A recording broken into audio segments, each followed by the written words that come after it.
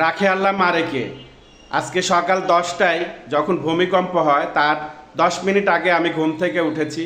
তো আমি একটু নাস্তা করার জন্য রান্নাঘরে যাচ্ছিলাম, ঠিক এই সময়টাই ভূমিকম্পটা শুরু হয়েছে। আমি ঠিক এই ওয়ালটা, এই জায়গায় আমি এইভাবে দাঁড়াইছিলাম, এইভাবে ধরে দাঁড়াইছিলাম।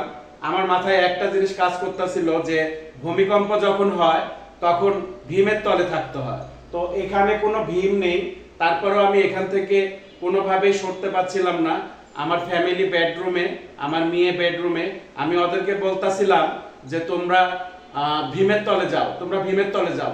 আমি যে এখান থেকে যাব সেই জ্ঞানটাও আমার মাথায় ছিল না। আসলে মৃত্যুর সামনে যখন কেউ দাঁড়ায় তখন তার মাথায় কোনো কাজ করে না। তো আমার মাথাও এরকম কোনো কাজ করতেছিল না।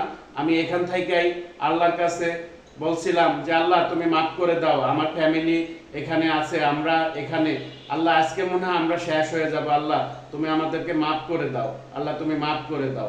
এটা বলতাছিলাম আর ভাবতাছিলাম যে বিল্ডিংটা যদি পুরাটা পড়ে যায় তাহলে আসলে কি করব, কি করা উচিত। সব কিছু লড়তাছিল, এই ফ্রিজ, টিভি, তারপরে ফ্যান, আশেপাশে যা কিছু চোখের সামনে এই পরিমাণ লড়তাছে যে আসলে আপনাদেরকে আমি বুঝাইতে পারছি না ওই মুহূর্তটা যে আমার কেমন গেছে, কি অবস্থায় গেছে, এটা আপনাকে আমি বুঝাইতে পারতাছি না। আমার ভিতরটা এখন, এই যে আপনাদের সাথে কথা বলতাছি, এখনো আমার ভিতরে বুকটা ধড়পড় ধড়পড় করতেছে। তো চলুন দেখে আসি আমার মেয়েরা কোথায় দাঁড়াইছিল। সবসময় একটা কথা মনে রাখবেন, যখন ভূমিকম্প হবে তখন হলো ভীমের তলে থাকবেন। আমরা 5 তলা থাকি, 5 তলা থেকে কখনোই নিচে যাওয়া সম্ভব না, কারণ ভূমিকম্প কতক্ষণ ফ্যামিলি নিয়ে বাসার থেকে বাড়ানো এত সহজেই মাথায় কোনো কাজ করে না। তো আমি একটা কথাই আল্লাহর কাছে বলছি, আল্লাহ আমি এখানেই আছি, তুমি রক্ষা করো, তুমি মাফ করে দাও। তো চলুন দেখে আসি আমার মেয়েরা কোথায় ছিল, আমার ফ্যামিলি কোথায় ছিল। সবসময় আপনারা একটা জিনিস আমি আবারও বলতেছি, সবসময় একটা জিনিস মাথায় রাখবেন, যখন ভূমিকম্প শুরু হবে তখন বাসার ভীমের তলে থাকবেন। যে ভীম আছে সেই ভীমের তলে থাকবেন, তাহলে বিল্ডিং যদি একটু কোনো ক্ষয়ক্ষতি হয় আপনি সেফ থাকবেন, এটা অবশ্যই মনে রাখবেন। তো চলুন দেখে আসি আমার মেয়েরা কোথায় ছিল। আমার মেয়েরা এই জায়গায় ছিল, এখানে হলো 2 রুমের মাঝখানে ভীম আছে। তো আমার মেয়ে এবং আমার ওয়াইফ এই জায়গাটায় দাঁড়াইছিল। আমি রান্নাঘর থেকে এই জায়গাটা আসতে পারছিলাম না, কারণ আমার মাথায় কোনো কাজ করতেছিল না। এই জায়গাটা যখন ওরা চিল্লাপাল্লা করতেছিল তখন আমার কাছে অনেক খারাপ লাগতেছিল যে আজকে মনে হয় আমরা সবাই মারা যাব, কারণ এ পরিমাণ সব কিছু লড়তেছিল। সেই দৃশ্যটা আপনাদেরকে যদি আমি দেখাইতে পারতাম তাহলে বুঝতে পারতেন যে কি পরিমাণ এই নতুন বিল্ডিং, কি পরিমাণ ঝুঁকছিল।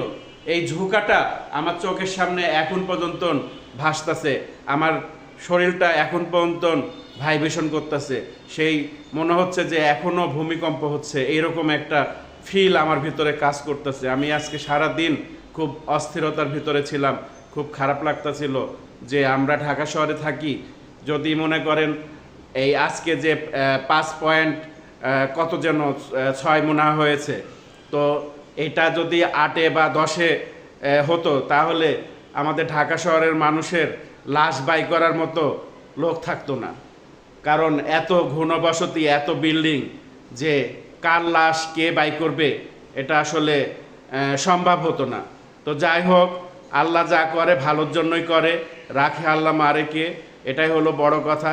আমরা সবাই একটু সাবধানে থাকবো। সাবধান আসলে ঢাকা শহরে থাকা যায় না, এটা হলো মনে সান্ত্বনা দেওয়ার জন্য বলতাছি, কারণ এ পরিমাণ মানুষ রাস্তায় যদি যাব, রাস্তাতে কোন বিল্ডিং পড়বে গায়ের উপরে সেটাও আমরা জানি না। তো যাই হোক, আল্লাহর কাছে শুকরিয়া যেন আমাদের বাংলাদেশে মোটামুটি সবাইকে আল্লাহ সুস্থ রাখছে। 2-1 জন হয়তো একটু আহত হয়েছে, 2-1 জন মারা গেছে, কিন্তু যে পরিমাণ ভূমিকম্প হয়েছে, আমরা যারা ঢাকা শহরে বসবাস করি, আমাদের বাপ মায়েরা বাড়িতে থাকে, গ্রামে থাকে, ঢাকা শহরের অনেকেরই বাপ মায়েরা গ্রামে থাকে।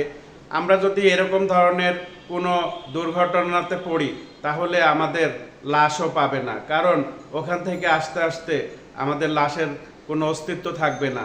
ঢাকা শহরে ভূমিকম্প যদি 10-এ বা 11-তে ক্রস করে তাহলে আসলে কিছু খুঁজে পাওয়া যাবে না। কারো লাশ বাই করার মতো কোনো লোক থাকবে না। তো এরকম একটা শহরে আমরা বসবাস করি।